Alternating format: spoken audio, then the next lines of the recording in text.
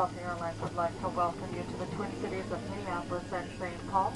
The correct local time here in the Twin Cities is 5:30 p.m. I'd like to ask for your own safety that you please remain seated with your seatbelt fastened until we have arrived at the gate and the captain has turned off the fasten seatbelt sign. Before you deplane, please check above in the overhead bins around your immediate seating area and in the coat closet for any personal belongings you may have brought on board with you. And a word of caution when opening the bins, please be careful as items may have moved about during this flight.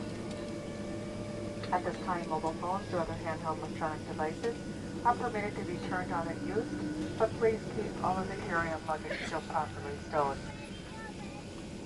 This is the termination of Flight 1453 on behalf of this entire flight crew.